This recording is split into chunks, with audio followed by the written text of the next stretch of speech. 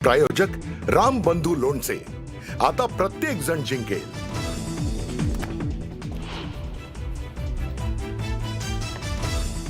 फलटण आत्महत्या प्रकरणात राहुल गांधींचा गंभीर आरोप, ही आत्महत्या नसून संस्थात्मक हत्या। आत्महत्या प्रकरणातील लढाईत काँग्रेस पक्ष कुटुंबियांसोबत।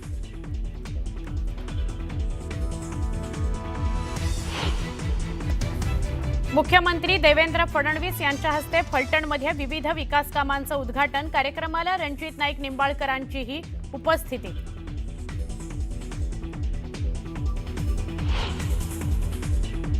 फलटण उपजिल्हा रुग्णालयातील महिला डॉक्टरवर आत्महत्या प्रकरणातील आरोपी पोलीस उपनिरीक्षक गोपाळ बदने पोलिसांसमोर हजर। रात्री स्वतःहूनच रिक्षाने येऊन फलटण शहर पोलीस ठाण्यात झाला दाखल।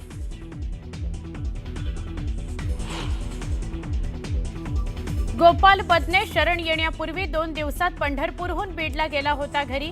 हजर न झाल्यास बडतर्फ करण्याच्या इशाऱ्यानंतर शरण आल्याची माहिती।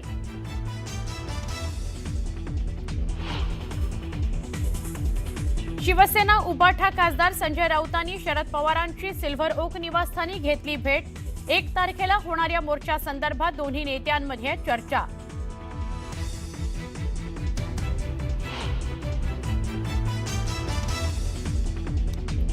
मनसे अध्यक्ष राज ठाकरे ॲक्शन मोडवर। मुंबईतील प्रत्येक शाखाध्यक्षांना मतदार यादींचा अभ्यास करून त्यातील घोळ समोर आणण्याचे दिले आदेश।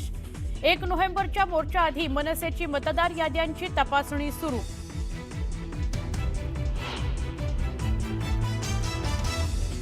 धाराशिवमध्ये महायुतीतील नेत्यांमध्येच जुंपली। कार्यकर्त्यांची स्वबळावर लढण्याची इच्छा असल्याचा राष्ट्रवादी काँग्रेसचे नेते भरणेंचा दावा। तर आम्हीही स्वबळावर लढण्यास तयार म्हणत भाजप आमदार राणांचं प्रत्युत्तर।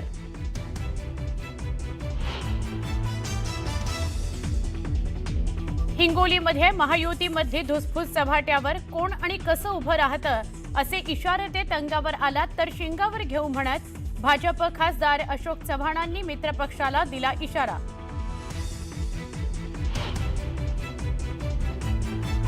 यमराजाने GR काढलाय। स्मशानभूमीत जाण्यापूर्वी सगळ्यांचा हिशोब मगच तिकीट। ग्रामविकास मंत्री जयकुमार गोरेंनी विरोधकांना दिला थेट इशारा।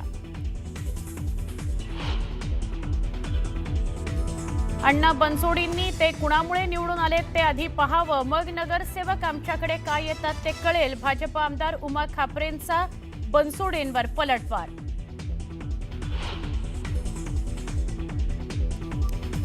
नाशिक जिल्ह्यातल्या द्राक्ष बागायतदार संकटात, उत्पादनात जवळपास 50% घट। हिंगोलीत पडलेल्या परतीच्या पावसानं कापसाचं मोठं नुकसान। कापूस भिजून ओला झाल्यानं काळवंडायला सुरुवात।